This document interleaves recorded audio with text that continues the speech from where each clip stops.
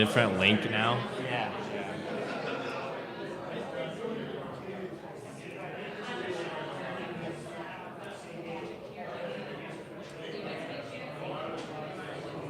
All right, we'll go with it. All right, you ready? Let's do it. If you get any chat things in there, let me know. Yeah. I'm going to disconnect to the Wi-Fi here, so I'm taking less bandwidth. All right, here we go. It is the 200 level, episode 361. Mike Carpenter with Isaac Ambrose live at Poor Brothers Craft Tap Room in downtown Champaign, Illini, Wisconsin, homecoming edition. Isaac, a week ago, not that I wasn't looking forward to hang out with you. Yeah. I was. I just didn't know what we were going to talk about. Yeah. And we actually have things to talk about. So let's start with the football game. Going macro. I am guardedly optimistic. Okay. How are you feeling going into tomorrow? That's a good way to put it. I would say I'm in show me mode. So last week was great, but we got to see it again before I can feel really confident that you're going to play that sort of football the rest of the season. You were able to see the entire game last week. week. In full disclosure, I only saw the second half, but it was you and Trevor that were keeping me updated on what was going on those first 30 minutes. Mm-hmm. And I guess the question I have for you is how many things that you saw last week are easily repeatable? I think the Fagan running the ball 100% is repeatable. The offensive line played their best complete game. You would think that is repeatable. Now I know Wisconsin has, I think, overall been a better defense, especially like on the defensive line. So that's going to be a little bit more of a challenge. But running the ball, you'd think you could do anywhere, whether you're in Washington, D.C., in Champaign, whether it's windy, whether it's not windy. I think that's repeatable. I think the defense, and especially you making plays, I think, and forcing turnovers and just really playing with that edge, I think that is also repeatable because the defense has now shown us really consistently since Kansas that they've been able to hang with most teams. I mean, they weren't the reason he lost to Penn State. The aberration, I think, being the second half against Purdue, but in all fairness, right, the wheels fell off of everything. I don't think anybody really showed up in that second half, but yeah, solid defense in the run game, I think, should be able to be repeated. So we got a couple of things to talk about today, and I mentioned we're going to start macro here with the Illinois-Wisconsin game and what it could mean for this Illinois football team. We're going to talk Illini basketball later as well, and then we'll probably end with picks and all that kind of fun stuff as well. Perfect. But sticking with the macro and what could work or what could be repeatable, the one thing that I really was impressed with last week, and I know it's hit or miss with him, Luke Altmaier seemed to have an ability in that fourth quarter to make some heads-up plays. Now, that was on the heels of two possessions that were very, I don't know if disconcerting is the right word, but underwhelming when you had the two good returns and you made nothing do with them. Yeah. But to come back out with a tie game to see Luke Altmaier make the throw, and also, I think, even more impressive, the 9-yard scramble. Heads-up play and a quarterback that I would like to think is starting to put things together, but you said show-me mode. Is there any other player in a bigger show-me mode than Luke Altmaier right now? No, I don't think so. I think seeing what Luke can do in the games that you need him to. Obviously, FAU, he played better, didn't really matter.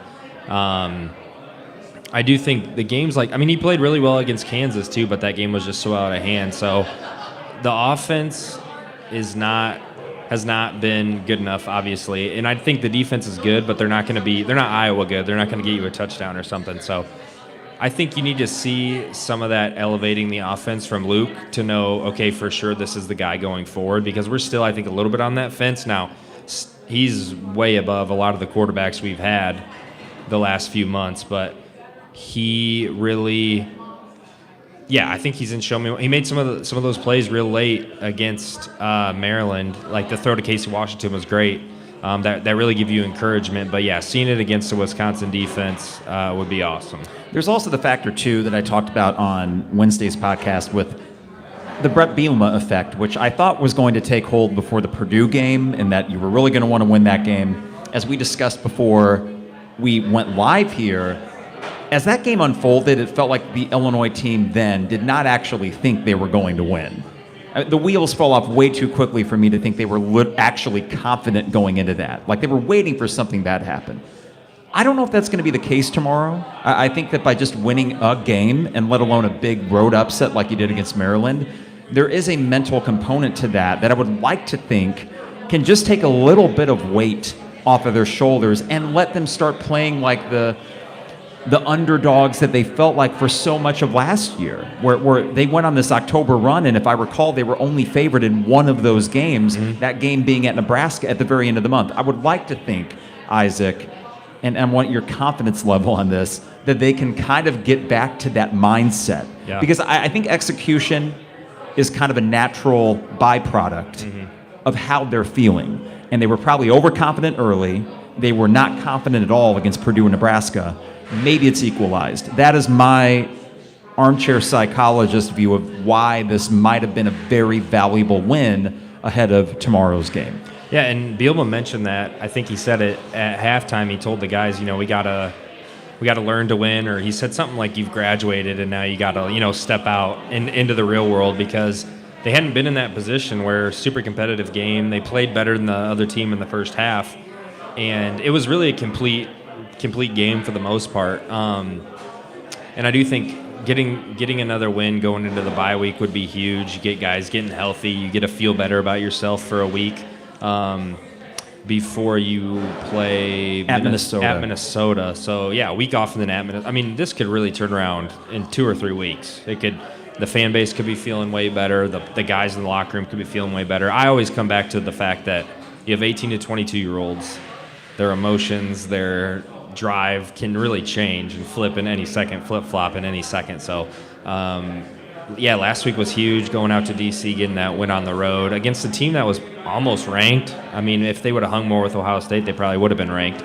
I think that's huge. And then just another solid Big Ten win where you're getting the fan base sort of coming around you more and more. I think that's huge going forward into the rest of the season. And this is not a top 10 Wisconsin team, but I think the name alone, Wisconsin, it still means something to beat Wisconsin football. And it would be the first time since 01-02 that you've beaten them 2 years in a row. We got to talk Illini basketball in a bit. Yeah. We're going to end with the homecoming matchup and what we think might happen or what we hope will happen. I think that they might actually blend a little bit. But before we get to that, I want to remind you the sponsors of the 200 level include DP Dough, online at dpdough.com for all the best deals and prices, dpdough.com. Hopefully, you can have a celebratory calzone tomorrow after the Illini-Wisconsin game. Order online at dpdough.com, and they deliver anywhere in Champaign-Urbana. Also, got to thank State Farm agent Brian Hansen, online at brianismyguy.com for life, auto, home, business, renters, you name it, brianismyguy.com. Also got to thank Owen Builders, LLC, online at owenbuildersllc.com. Great with kitchens, bathrooms, home additions, indoor, outdoor, great craftsmen, and a full gallery of their work online at owenbuildersllc.com. And finally, got to thank Dogtown Heating, Air, and Plumbing. Give them a call at 217-841-4728 and get your furnace checked before it gets too chilly. It's going to be 70 degrees tomorrow, Isaac. Yeah. Windy, but 70. Yes. But you know that those cold days are ahead. That's Dogtown Heating, Air, and Plumbing at 217-841-4728. Also got to thank Champagne Showers Podcast Network. And, hey, listeners, if you can rate and review us on Apple Podcasts, that's appreciated as well.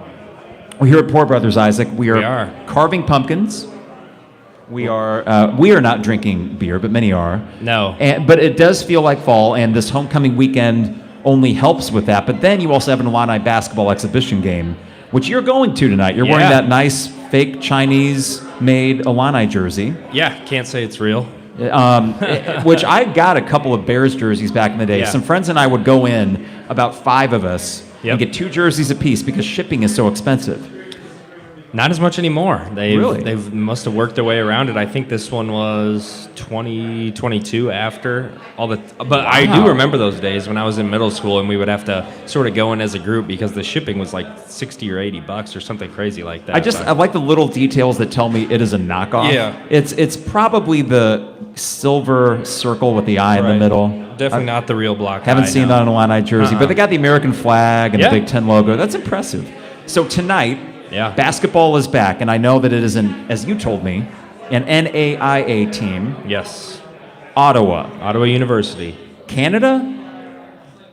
Great question. I don't Who think knows? so. There's But a lot yeah. of Ottawas. Yeah. There's one in Illinois. I don't think they're from there, though. But anyways, this is an opportunity for Illini fans to get a look at this, I guess, moderately new look Illini team, though there Yeah. are a lot of returning pieces. But I'll start with this very kind of broad question. We can't learn much in an exhibition game, but what do you hope to see tonight? Just first impressions from this team. I hope to see the shootings improved because if you do that, I mean, yeah, you're playing Ottawa, but I would like to think if you could shoot 35-40% from three, you could do that maybe against a better team as well. Shooting, I think, is going to be number one for me because we know the team's athletic. We know they're going to be able to defend. Shooting last year was just such a problem, and really the past few years has been such a problem. We've had the athletes. We've had Kofi, and I mean, outside of Plummer and Trent at times, like, it's DeMonte could hit a three. yeah, he actually the Big could. Ten, yeah, the Big Ten championship season, he got pretty hot there. But I think shooting's number one, and we've heard so much about Terrence Shannon working on this mid-range jumper and everything. So shooting, and let's see if we got a point guard. Well, let's start with that. Yeah. Because I love Ty Rodgers. I really do. And his versatility, his toughness, I know he's not much of a shooter, and that's probably never going to be the case, but there's so much about his game that I do enjoy. It sounds as if he will be your starting point guard. Yeah.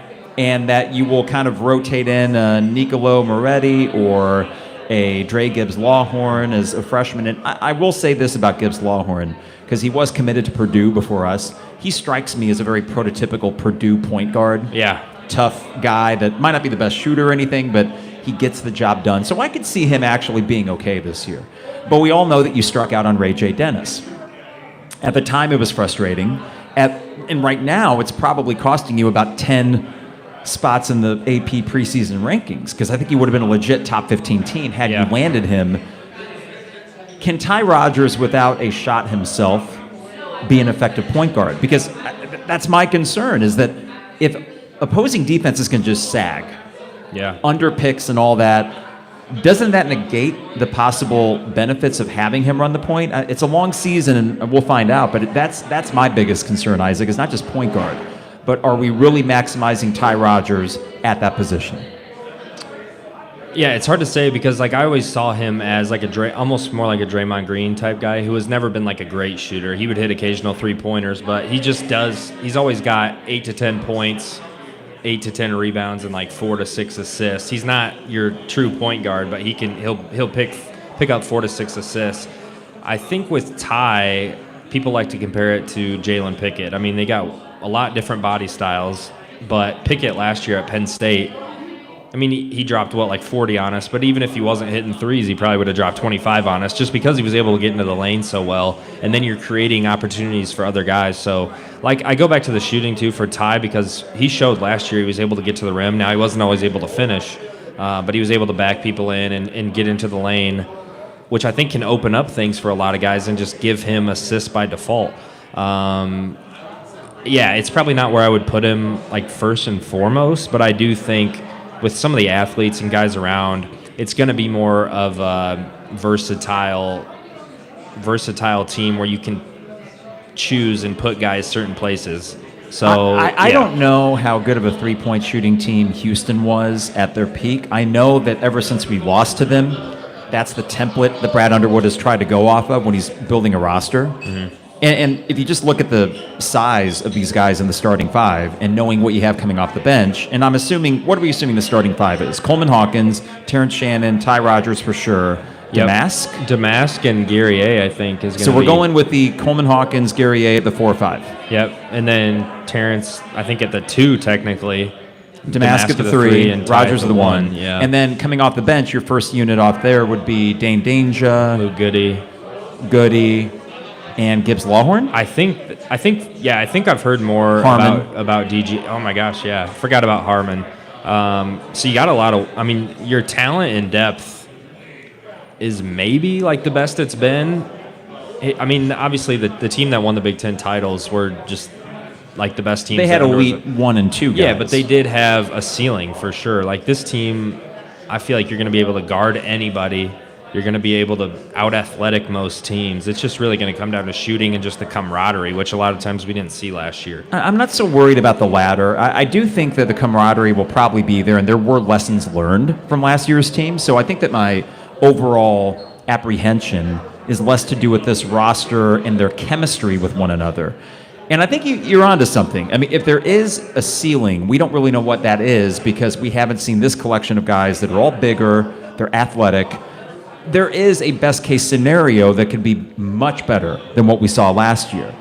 It just seems like you're hamstrung or limited by that lack of an elite shooter or by the lack of a Terrence Shannon, for example, being more consistent from three. Because as much as he wants to take it to the rim, if you also have a point guard who can't shoot it, and Gary A doesn't want to light it up that much, and Coleman Hawkins, you're running out of options. Yeah. And eventually, you can just pack it in and force Illinois to try to drive it on you, and Right. then what? We saw plenty of times, and I like Terrence, but we saw plenty of times last year where he would get into the lane and just kind of, I don't know, Yeah.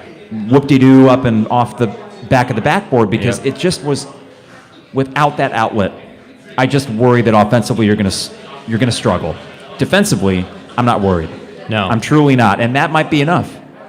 I do think that's going to keep you in a lot of games. So even if you're having a bad offensive showing, it's gonna be you're going to at least be competitive, especially in those the games that, like in the Big Ten. There's going to be other teams that aren't shooting that well.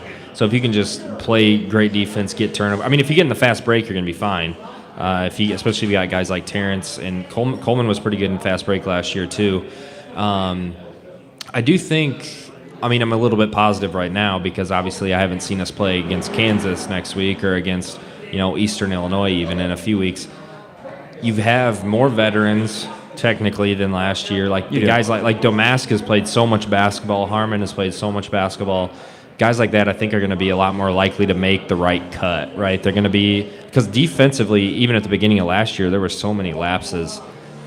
The guys that have played a ton of tick, I think, are going to be a lot more consistent. They're going to make the right play a lot more than you saw last year. So hopefully you don't have that cluster. Terrence drives in, nobody knows what to do. So yeah, I'm definitely more hopeful that you can bring it together, and it doesn't sound like, knock on wood, that there is like any behind the scenes drama or whatever that we can foresee. So that's also a good sign. I guess the macro question for Illini fans is, what are you okay with from the Brad Underwood era? Yeah. Because that's really what I'm racking my brain about is I grew up at the tail end of the Lou Henson era. So I do not remember 88, 89. I was too young. And the tail end of the Henson era, they made tournaments. That was what I knew. And then when they didn't make a tournament, that was it for Lou Henson. And they kind of ushered him out. They said kind of retirement, but it seemed like it was a little bit forced. And then Lon Kruger, same thing. He made tournaments, but he didn't make it past the first weekend. But I still look fondly on the Lon Kruger era.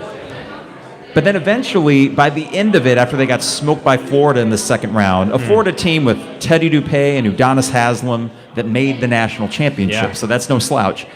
Then they get Bill Self. And then the game changes. Yep. And the expectations change. Yep. I think that I'm still reconciling, Isaac, with the post-Loyola, what the heck is this? And maybe I just need to be content with the fact that you are a perennial top half of the Big Ten team. You will probably finish fourth or fifth, worst case in the Big Ten this year, and you'll make the tournament. There are worse fates than that, but is that enough for you? Yeah, I was actually thinking about that the other day. So obviously we had the Big Ten tournament title and then the Big Ten regular season title. And then anything less than that just seems kind of depressing, right? But when you think back to before Brad Underwood got here, I mean, not going to a tournament for so long was just terrible for the fan base, for the mentality around the program.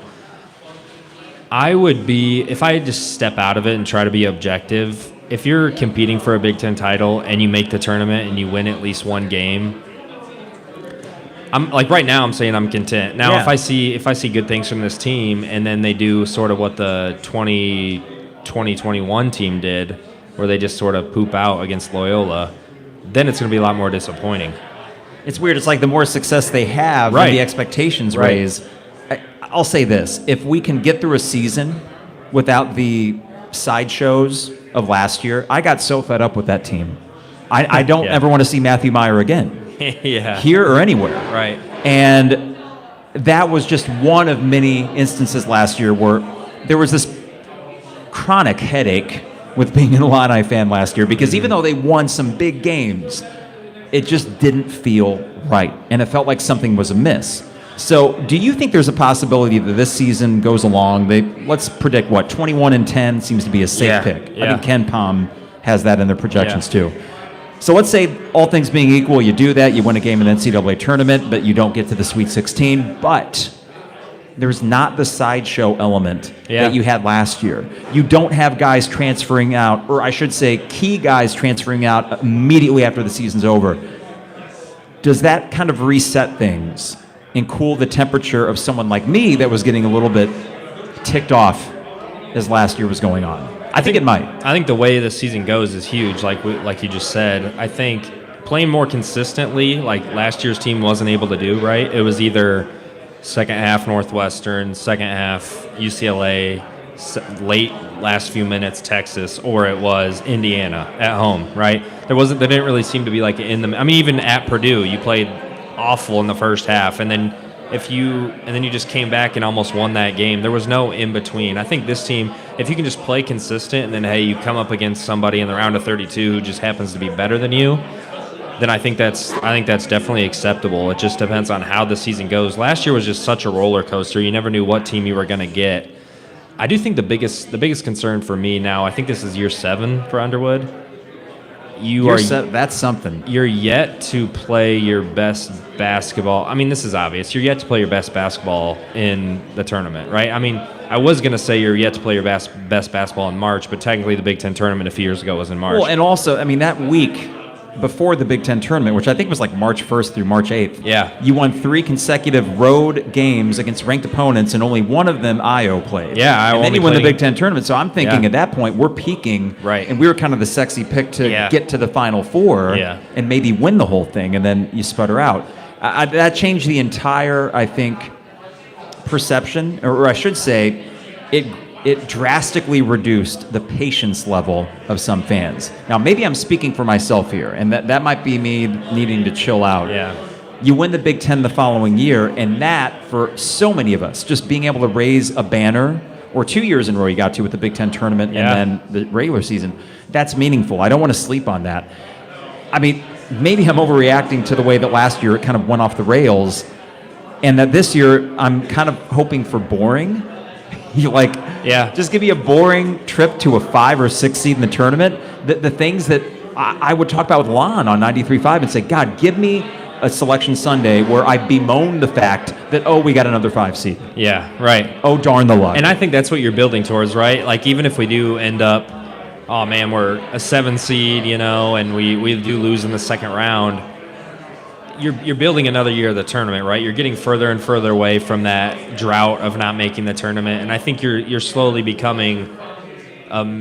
Michigan State's more high up there, but because they got the Final Four. You're becoming more of a consistent tournament team, like you said, where the more bites at the apple you have, the more likely you're going to make it further in the tournament.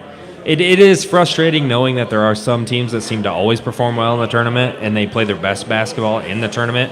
I think for me, if you have another year where disappointing and you don't play your best basketball in the tournament, then it really starts to be okay, we're already questioning this. What is Brad doing, saying to the guys that for some reason they can't put it together, whether they're playing in Denver or New York or Chattanooga, I don't know. What is going on there that you're able to get these guys to play so well, at Purdue, at Wisconsin, at these crazy places, but then they can't go play at a neutral site?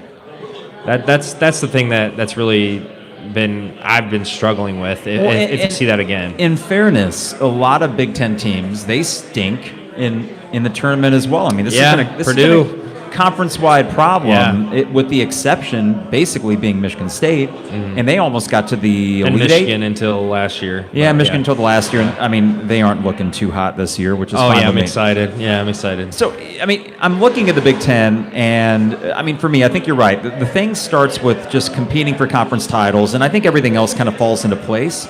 But it is the way in which you've gotten your butts kicked in these NCAA tournament games that I think changes that, because it is a very different story if against Arkansas, for example, you have a neck-and-neck game and they just happened to make a shot at the end. We would have been disappointed. Right. But I think the problem is that there's only been one game in the NCAA tournament where we've legit looked good. If you want to call Drexel, I mean, does that count? I don't know. I remember watching that game and thinking, well, you're not really thinking anything when you're playing a 16 seed, but I remember, that was just so lackluster. It's really It hard was to lackluster, say. and I didn't feel great after it, but I Yeah. thought job done. But then here's the other NCAA tournament games. Loyola, obviously. Chattanooga. You should have lost, probably. Houston. Yeah. I turned that off at halftime. And then Arkansas. There's Yeah. this line from The Sopranos where Tony's going to therapy, and he tells his therapist I'm that- almost done with it, by the way. Yeah, so do you remember the line where he says, coming in here, it's like taking a... Yeah, Right. yeah.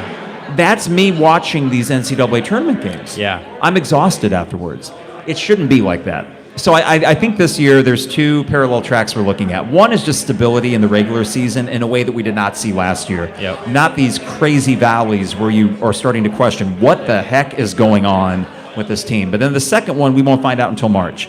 And I don't think this team will have a problem making the tournament. I do think it is a tough schedule.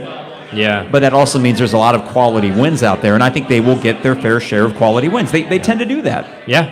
Even at Tennessee or Florida Atlantic. I mean, hey, last year we beat the number 2 team in the country. I have no doubts that Brad Underwood and UCLA, I have no doubts that they can win big games in November and December.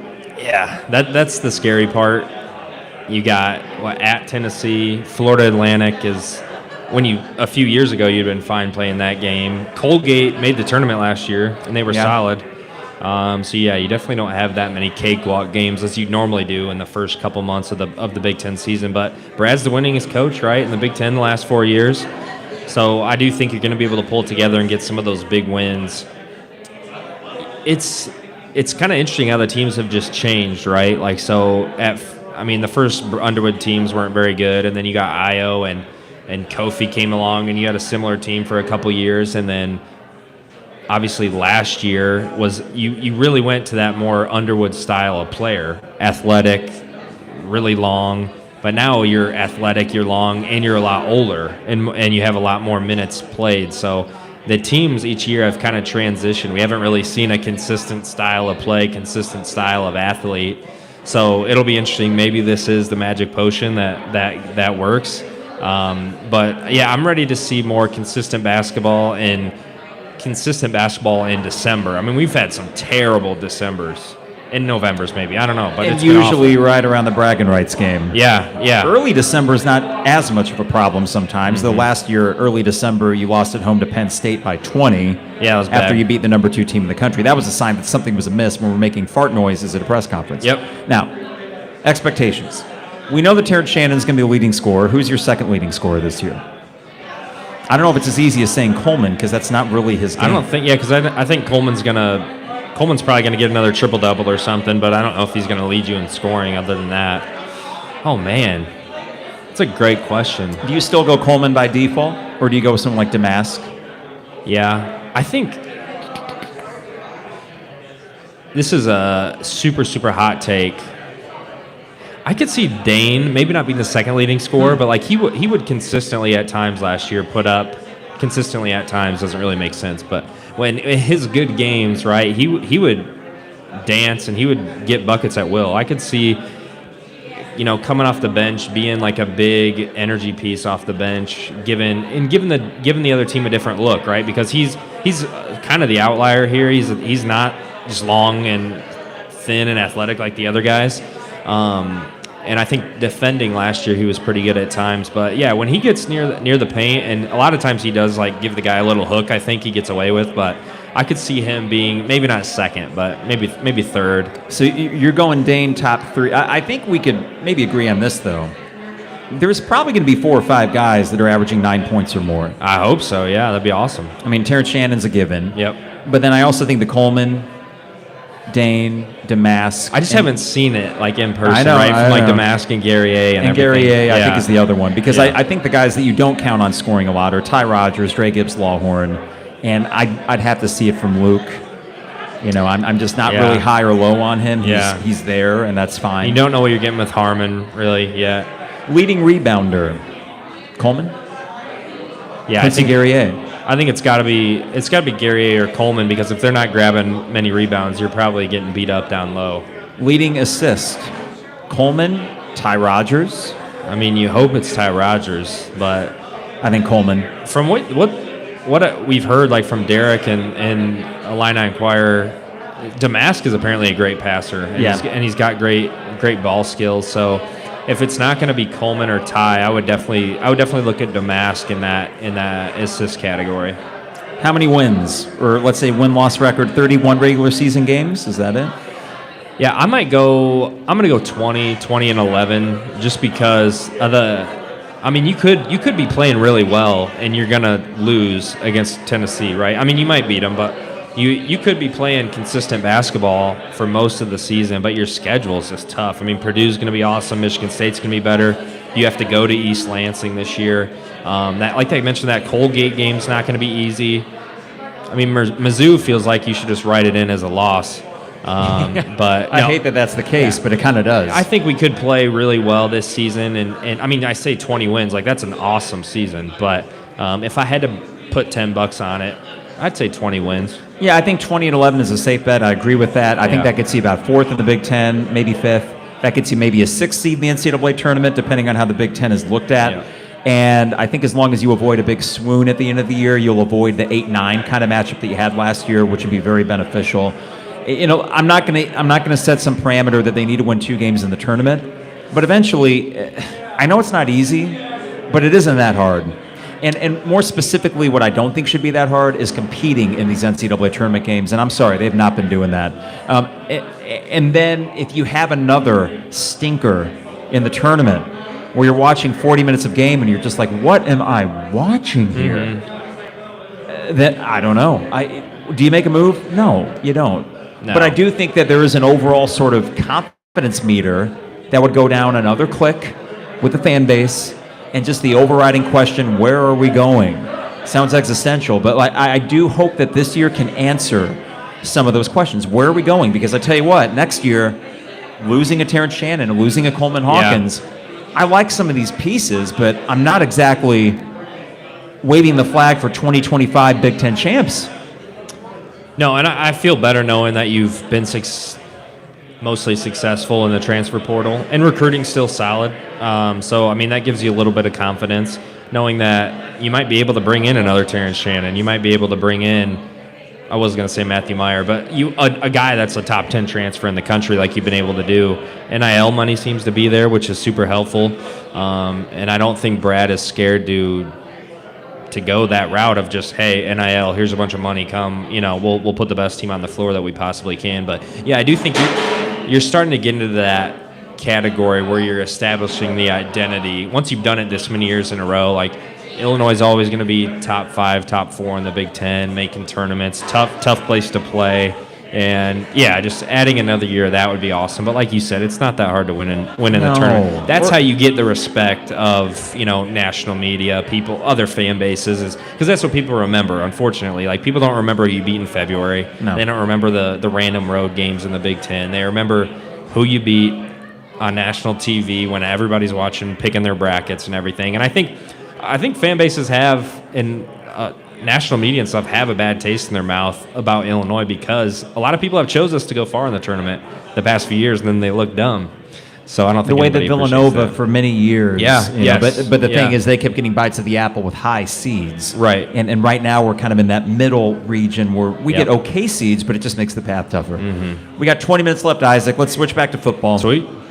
Now, when we were here, what was it, 6 weeks, 7 weeks ago? Yeah. And I predicted 9-3. Yeah. What did you predict? I'm 7-5. Now that's actually that's still feasible.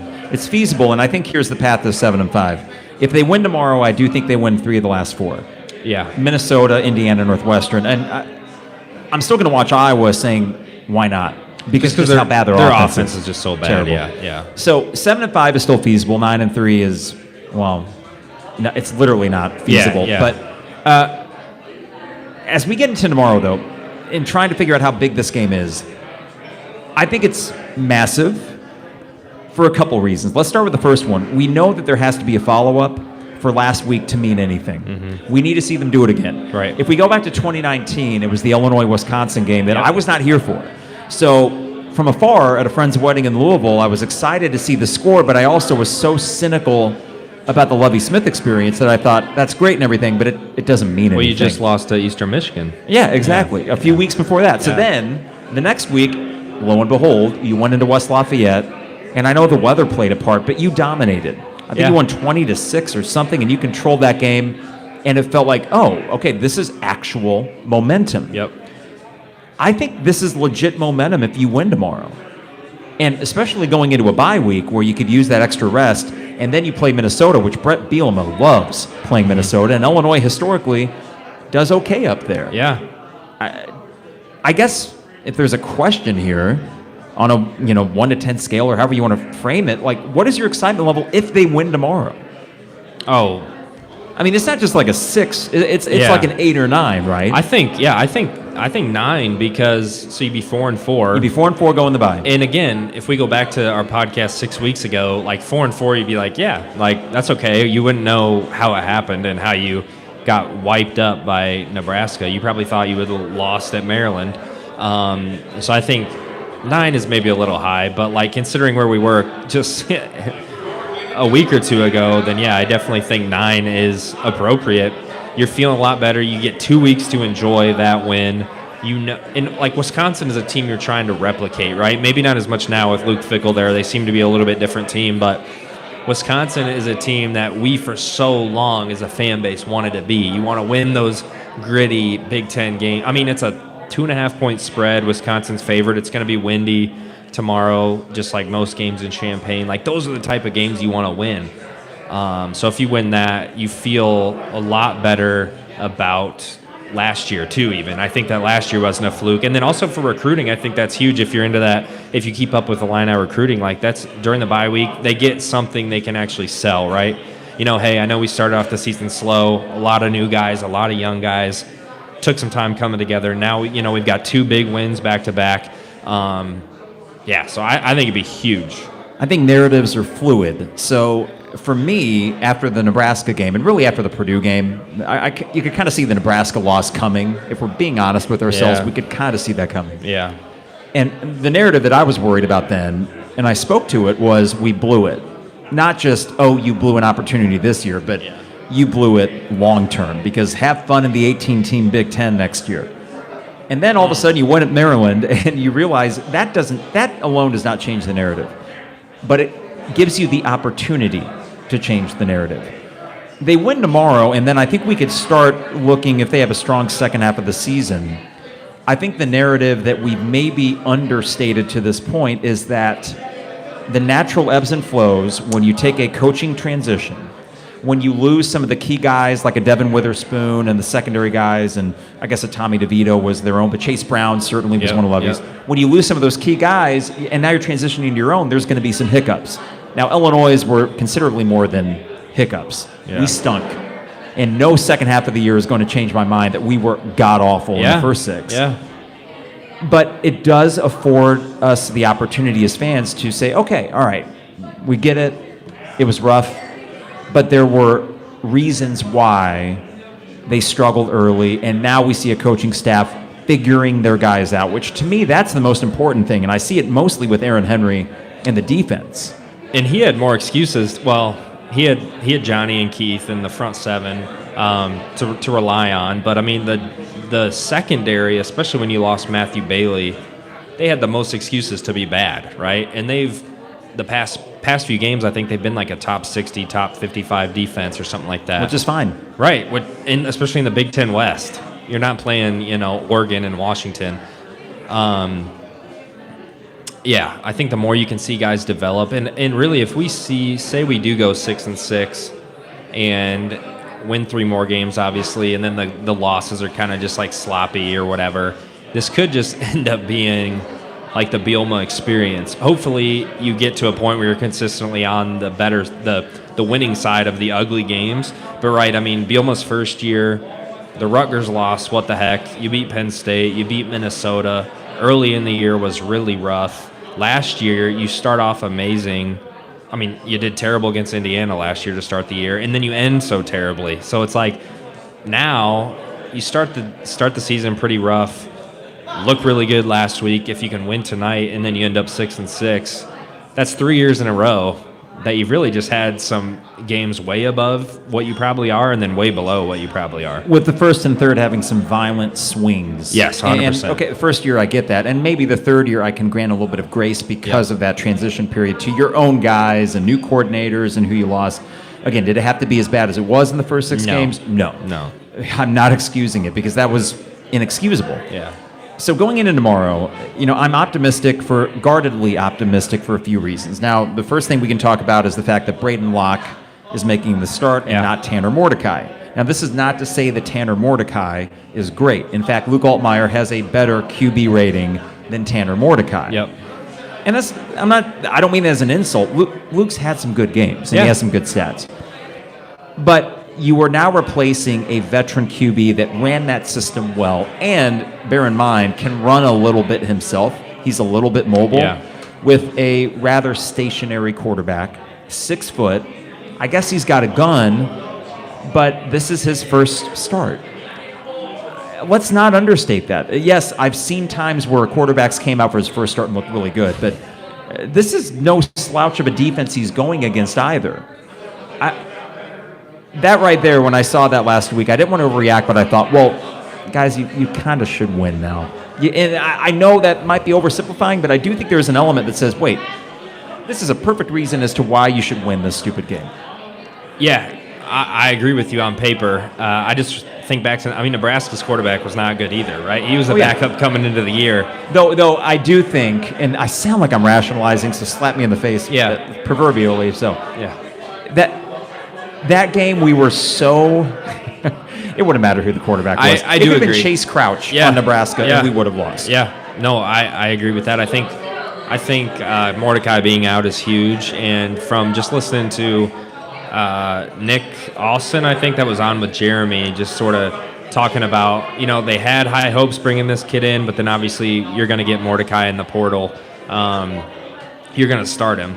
So now I think you don't have an excuse to let this kid pass all over you. But now, whether Mordecai was in or if it's this backup kid in, they're going to try to run the ball down your throat anyway. Yeah. So you should be preparing. You should have been preparing, the same regardless. So I think that's going to be a huge part of the game. I think the D-line, the front seven is going to need to make some plays. Last week was the first week you were really able to get pressure. And in Luke Fickell's new system and Phil Longo, the offensive coordinator, they're going to try to throw the ball more than past Wisconsin teams. Maybe not as much this week, but it's going to be really big for Seth Coleman, for Gabe Backus to get into the backfield. They're probably going to double, triple team Johnny, so you're going to need guys to step up. It'll be interesting to see if Keith Randolph plays, because I think that'll be huge. You were able to get away with it a little bit at Maryland because they weren't going to try to run the ball down your throat, but you're going to need big games out of Rosiak. You're going to need a big game out of Odeluga. And Tariq Barnes, I don't think he played last week, but he dressed.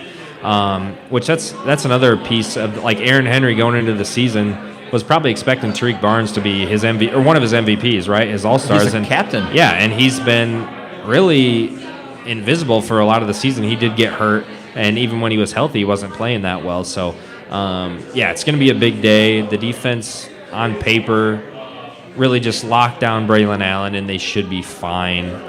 Isn't that it? Sometimes it's really that simple. Yeah. He's their stud. We know what he is. Now, last year, you had a better defense, but is your front seven much worse off this year?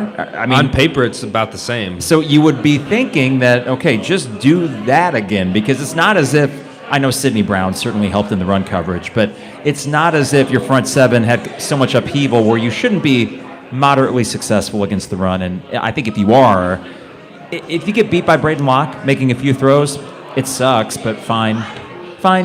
Yeah. Just don't let it be one of those things where sleepily they get 5-6 yard chunks rushing. Yeah. And then they open up that big play potential, because Braden Locke does have a big arm, it sounds like.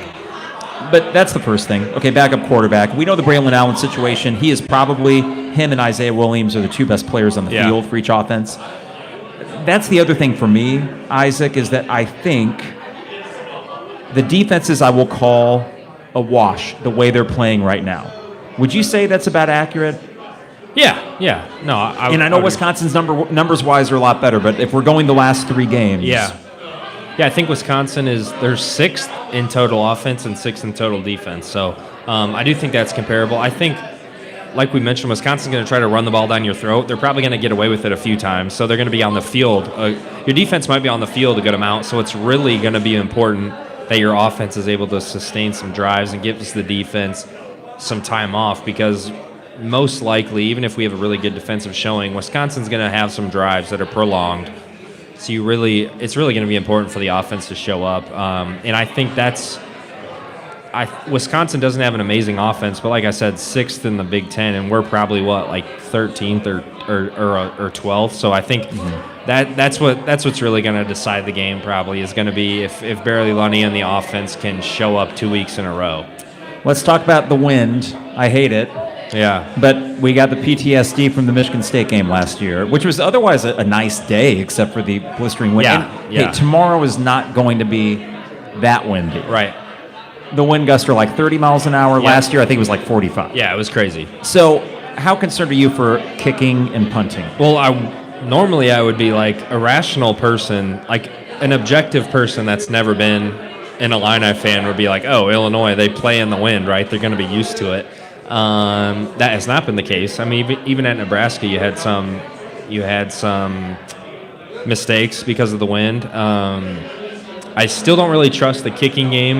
And the special teams, they were great last week for the most part, and Hugh has been better this season, but I've still seen way too many times this season where the special teams has made mistakes. I mean, the kick returning against Nebraska was just awful. I mean, that's inexcusable. But then you got some returns last week. Yeah, exactly. That's what's so crazy. It's oddly been better on the whole. Yeah. But there's just enough to keep us from being truly confident that they've turned the corner. So if we get through tomorrow, sort of like last year's Iowa game, where one of your weaknesses actually won you that game with Hugh Robertson being a great punter against Iowa. Yeah. And then Fabrizio Pintone. Fabrizio. Yeah. With the kicks. Yeah. If we can, I don't even need that.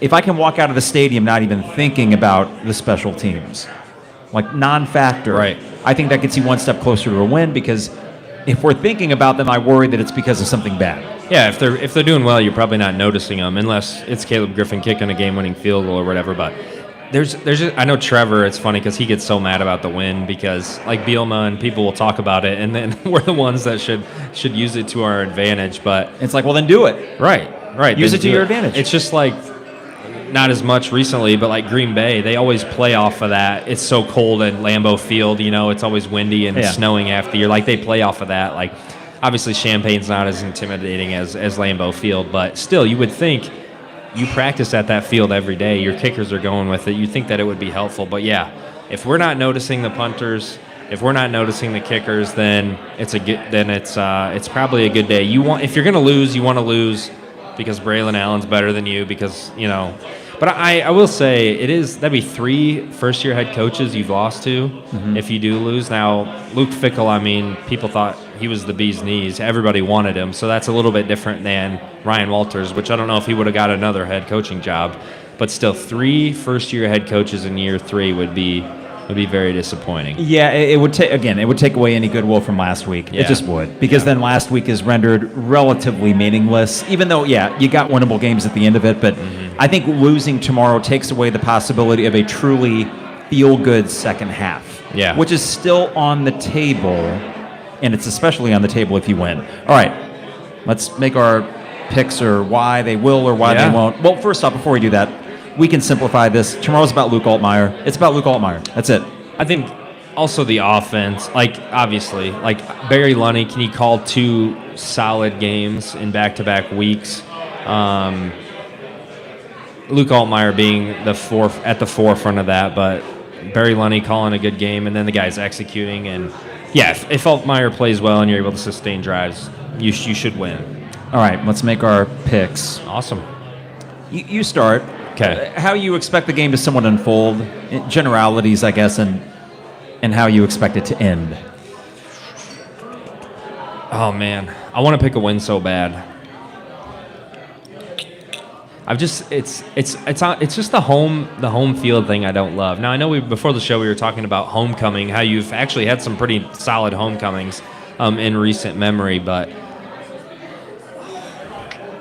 this just feels like a close loss to me.